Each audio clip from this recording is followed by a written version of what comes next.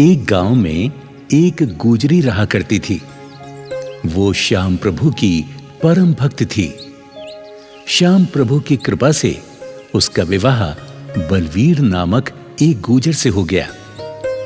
दोनों पति पत्नी खेती किसानी करके अपना जीवन यापन किया करते थे। श्याम प्रभु का भजन गुणगान करते थे। वो हर साल फागुन के मेले में पैदल यात्रा करके खाटू धाम जाकर श्याम प्रभु को निशान चढ़ाते थे। लड्डू, चूरमा और माखन मिश्री का भोग लगाकर वरदान मांगते थे। हे श्याम प्रभु, आप तो अंतर्यामी हैं, मेरे मन की बात जानते हैं। मैं निसंतान हूं। आप मेरे घर में एक फूल खिला दें। बड़ी कृपा होगी भगवान, बड़ी कृपा होगी। एक बार जब दोनों पति पत्नी खाटू धाम से अपने गांव वापस आए तो अचानक पति बीमार हो गया। गुजरी बेचारी बहुत गरीब थी। वो उसका ठीक से इलाज भी नहीं करा पा रही थी। वो श्याम प्रभु से अर्जी लगाती थी।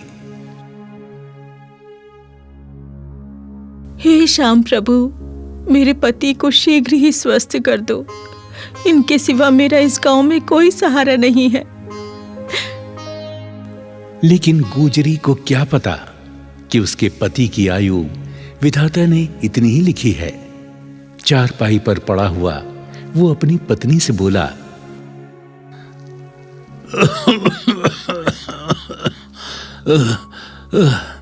भाग्यवान, मुझे तो लगता है मेरा अंतिम समय आ गया है।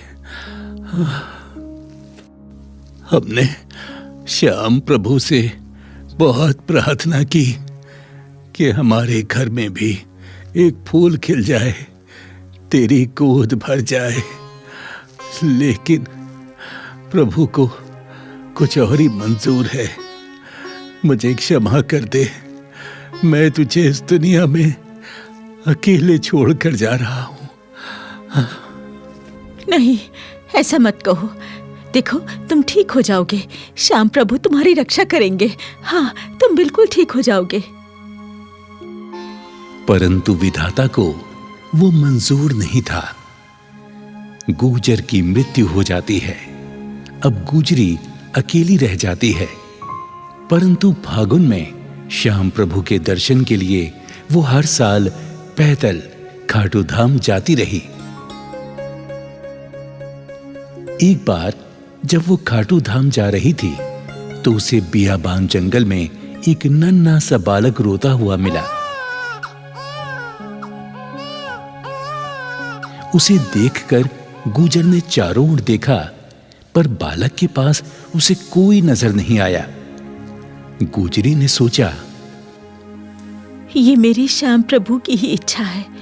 जो इतना सुंदर बच्चा मुझे मिला है, मैं इसका पालन पोषण करूंगी। गुजरी ने उस बालक को श्याम प्रभु का वरदान समझकर उठा लिया और उस बालक को लेकर अपने गांव चली आई।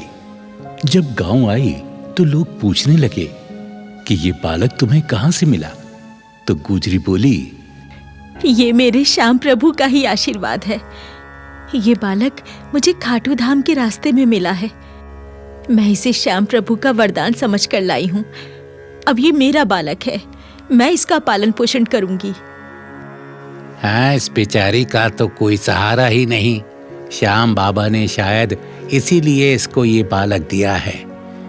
जय हो खाटू श्याम बाबा की, जय हो, जय हो। गुजरी उस बालक को बड़े लाड प्यार से पालने लगी। धीरे धीरे बालक 10 बरस का हो गया। हर साल पहले की तरह गुजरी बालक को लेकर फागुन मेले में श्याम प्रभु के दर्शन करने जाती रही। एक समय गुजरी बहुत बीमार हो गई तो वो श्याम बाबा से हाथ जोड़कर प्रार्थना करने लगी, हे श्याम प्रभु, मैं हर साल तुम्हारे दर्शन को पैदल पैदल जाती थी, मगर आज मैं विवश हूं। मैं बीमार पड़ी हूं, लाचार हूं, चल फिर नहीं सकती। मुझे क्षमा करो प्रभु, मुझे क्षमा करो। मैं कैसे तुम्हारे मेले में आऊं? मुझे क्षमा करो प्रभु। माँ, तुम क्यों रो रही हो? मैं बड़ा हो जाऊंगा तो तुम्हारा इलाज शहर के किसी बड़े डॉक्टर से करवाऊंगा। तुम रो मत माँ। बेटा, मैं अपनी बीमारी से नहीं डरती। मुझे मौत का कोई भय नहीं। मैं तो सिर्फ अपने श्याम प्रभु से बिछड़ने के कारण रो रही हूँ। तुम चिंता मत करो माँ, श्याम बाबा हमें जरूर फागुन मेले में बुलाएंगे। इस प्रकार मां की श्याम प्रभु के दर्शन की अभिलाषा को देखकर बेटा हमेशा सोचता, क्यों ना अपनी मां को अपनी पीठ पर बैठाकर खाटू धाम की यात्रा कराऊं, मां को फागुन मेले में ले जाऊं। जब बेटा 18 वर्ष का हो गया तो उसने निर्णय लिया कि वो अपनी मां को जरूर खाटू धाम ले जाएगा और अपनी मां से बोला, मां, तुम दुखी क्यों होती हो? जब तुम्हारा बेटा है तो तुम चिंता ना करो। मैं तुम्हें अपनी पीठ पर बैठाकर खाटू धाम लेकर जाऊंगा। चलो मां, तुम तैयार हो जाओ, हम लोग जल्दी ही चलेंगे। बेटा, खाटू धाम बहुत दूर है, तुम थक जाओगे। मां, दुनिया के बोझ से मां का बोझ उठाना ठीक है।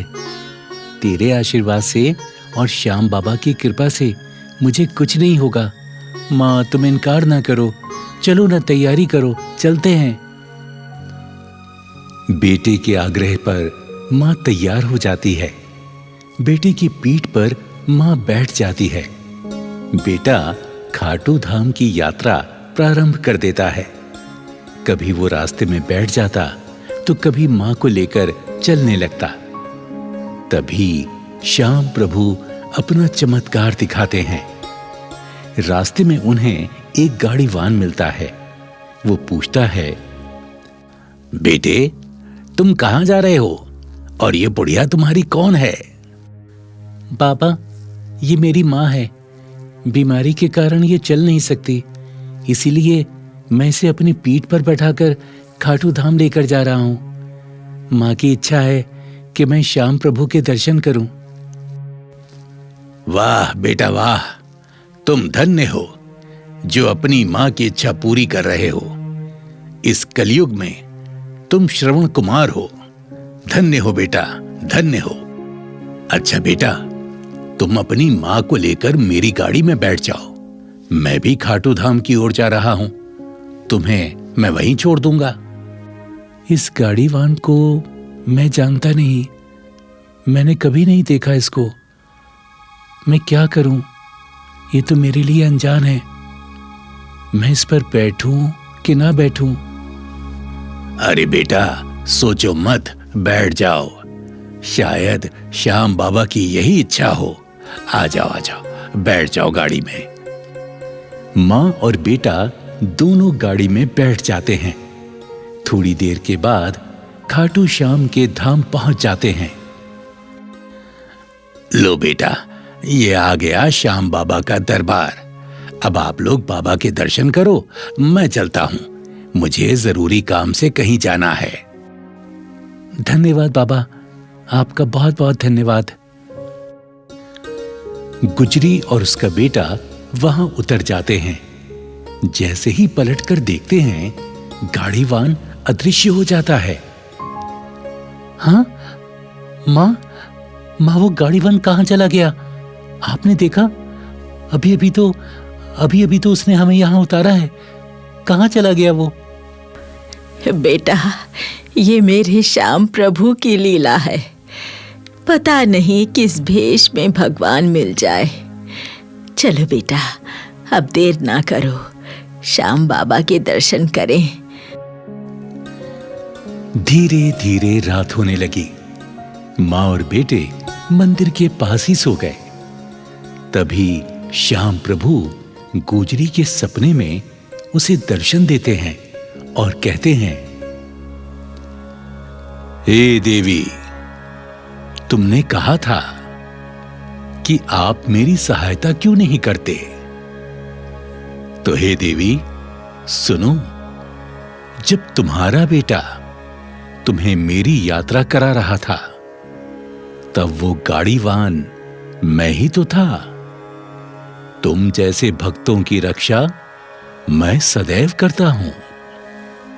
भक्तों की पुकार सुनकर मैं कभी घोड़े पे सवार तो कभी गाड़ीवान बनकर उनकी सहायता करता हूं। इसलिए देवी, मैं भक्तों के साथ सदैव रहता हूं। इतना कहकर श्याम प्रभु अदृश्य हो जाते हैं। अगली सुबह जब गुजरी नींद से जागी तो श्याम प्रभु के सम्मुख हाथ जोड़कर क्षमा मांगने लगी। हे प्रभु, मैंने जाने अनजाने में जो भी आपके लिए गलती की हो तो मुझे नादान अज्ञान समझकर क्षमा करें। हे श्याम प्रभु, यदि मुझसे प्रसन्न है तो मेरी ये विनती भी स्वीकार करें। हे नाथ, मैं आपसे कभी बिछड़ना नहीं चाहती, इसलिए मुझे हमेशा हमेशा के लिए अपने चरणों में ही स्थान दे दीजिए, ताकि सदा सदा आपके चरणों में ही वास करूं, मैं आपकी सेवा करूं, आपकी सेवा से कभी दूर ना रहूं। हे नाथ, मेरी दूसरी इच्छा है कि मेरा बेटा मेरे बाद अनाथ ना हो जाए।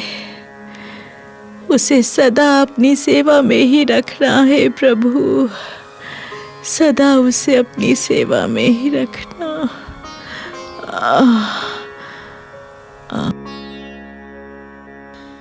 इस प्रकार गुजरी ने श्याम बाबा से अरदास की।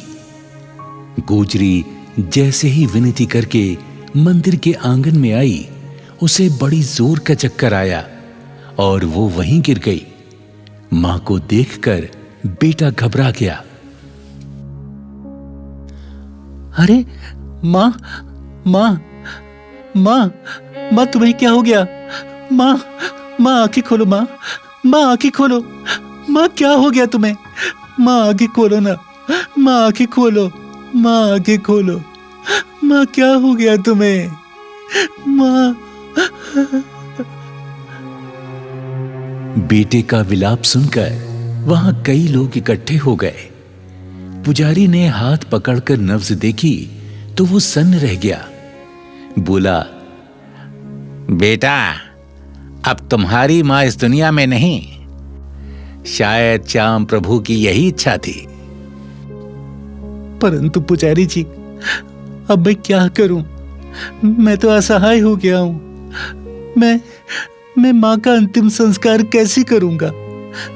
बताइए, कैसे करूंगा मैं? बच्चा, तुम चिंता मत करो, हम चिता की तैयारी करते हैं। हाँ, हम सब मिलकर तुम्हारी माता का अंतिम संस्कार कराएंगे। नहीं, इस देवी को अग्नि नहीं दी जाएगी। ये श्याम बाबा की भक्तिन है, इसे समाधि में ही स्थान दिया जाएगा। वहां उपस्थित सभी लोगों ने उसकी बात मान ली और खाटू धाम से कुछ ही दूरी पर उसकी माता की समाधि स्थल बना दिया गया। वो गुजरी सदा सदा के लिए अमर हो गई। वो आज भी श्याम बाबा की सेवा में लीन है। बाबा, बाबा, मेरा अब कोई नहीं। आप तो हारे के सहारे हैं बाबा। मुझे भी सहारा दो, ताकि आपके धाम पर ही रहकर मैं सदा आपकी सेवा करता रहूं, सदा आपकी सेवा करता रहूं बाबा। और इस प्रकार वो बालक जो अपनी मां से बिछड़ गया था, वो श्याम प्रभु के वरदान से उस गुजरी को प्राप्त हुआ और खाटू श्याम का परम भक्त और श्याम बाबा का पुजारी बना। इससे यही प्रेरणा मिलती है कि श्याम प्रभु हारे के सहारे हैं। वो अपने भक्तों का हमेशा ध्यान रखते हैं। जय श्री खाटू श्याम की, जय हारे के सहारे की।